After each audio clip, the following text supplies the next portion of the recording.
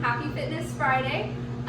Today I'm going to be showing you 5 Pilates exercises that you can do that are going to help you with your riding and just improving your overall strength. So if you're not familiar, Pilates is a system of exercises that was developed by someone named Joseph Pilates, and it's all centered around control, flexibility, building strength, and especially an emphasis on the core. In Pilates, they actually call your core your powerhouse.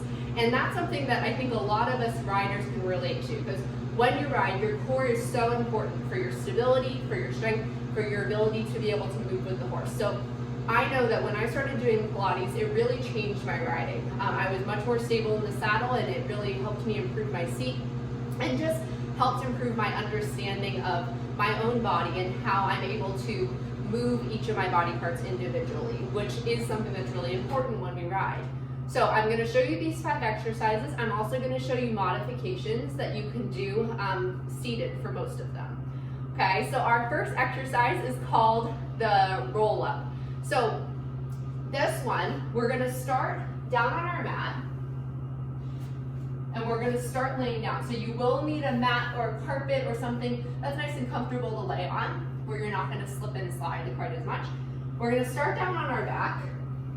Okay, we're going to start with our arms overhead.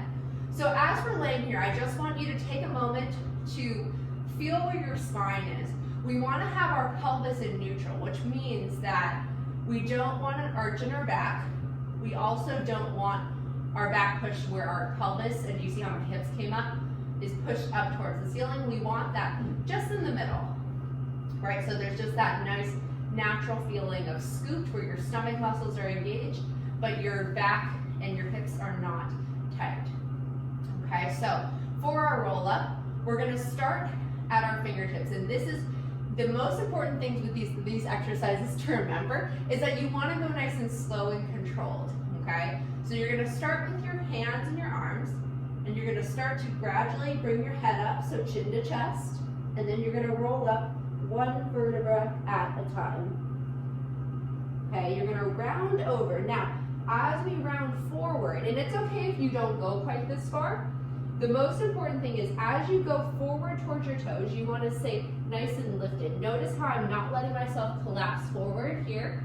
I'm staying nice and lifted, like I'm rounding over a beach ball in front of me. Okay? And then I'm going to go back down to the mat. So I'm going to go through my pelvis first, keeping my chin to chest, going one vertebra at a time. This movement is what it sounds like. It's rolling, peeling up off the mat. Okay, so I'm going to show you this time without any pauses. Okay, so starting fingers, nice and slow and controlled. Keeping my abs engaged, reaching forward over that beach ball, and then starting to kind of come back down.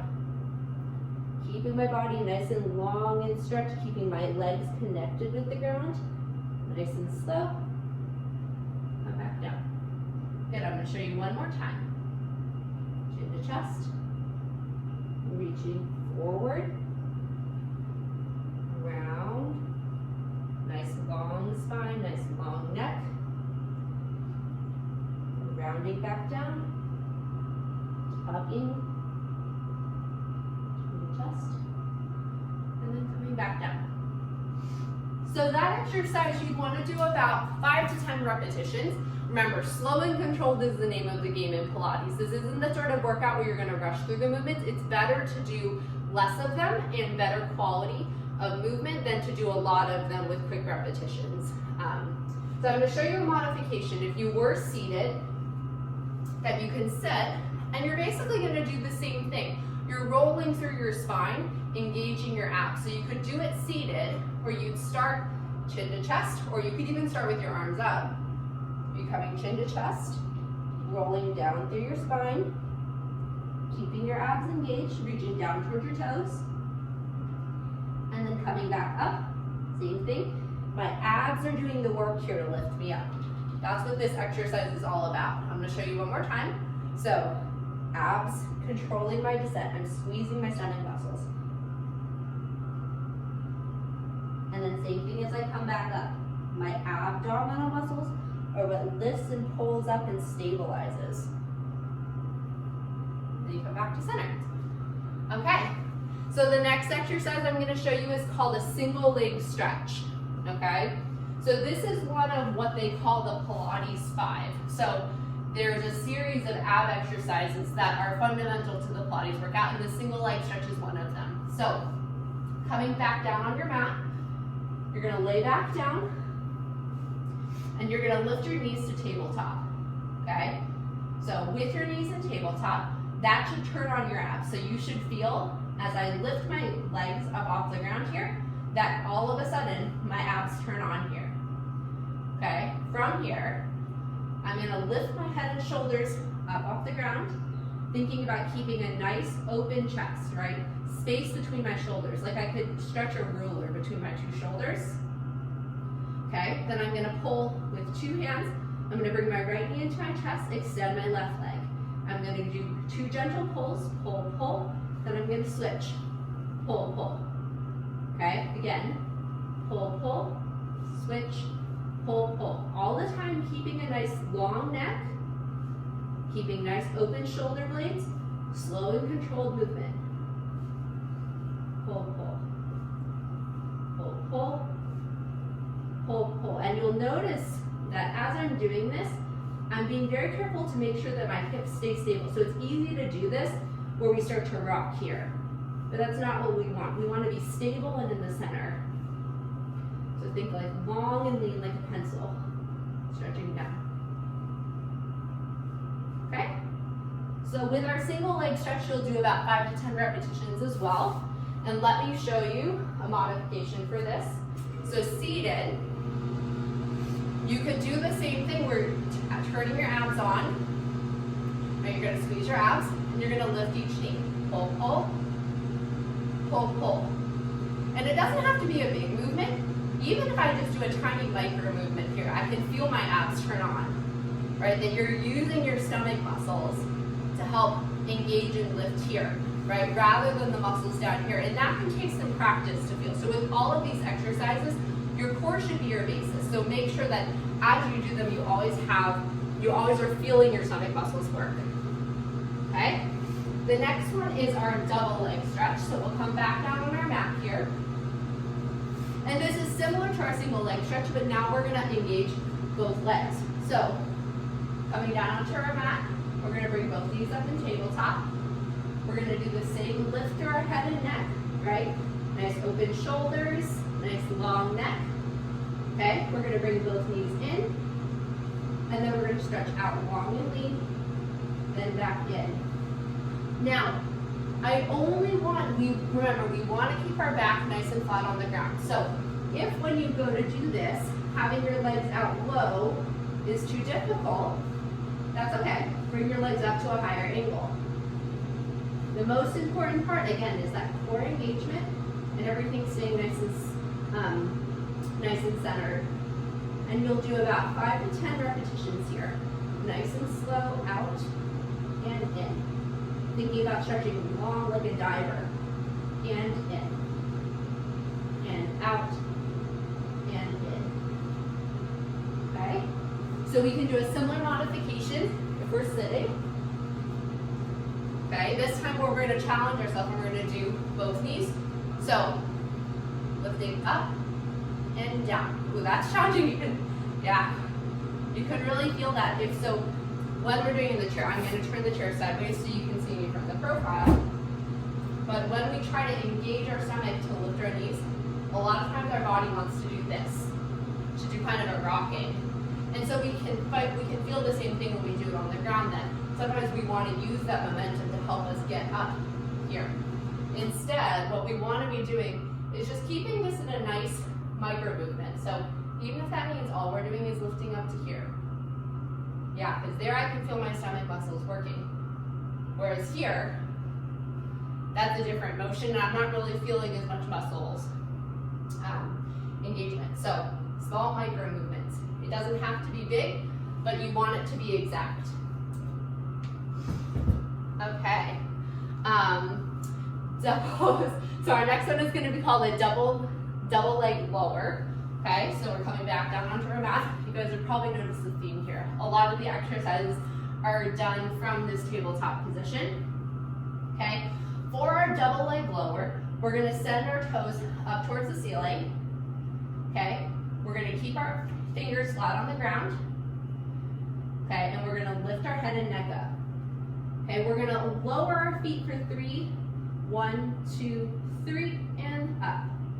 And we're gonna repeat, 1, 2, 3, and up. Now this is the same as with our double leg stretch earlier, that we want to make sure that our back stays nice and flat on the ground. So if you find that when you go to do your lower, here throws you out of alignment, instead, make it smaller.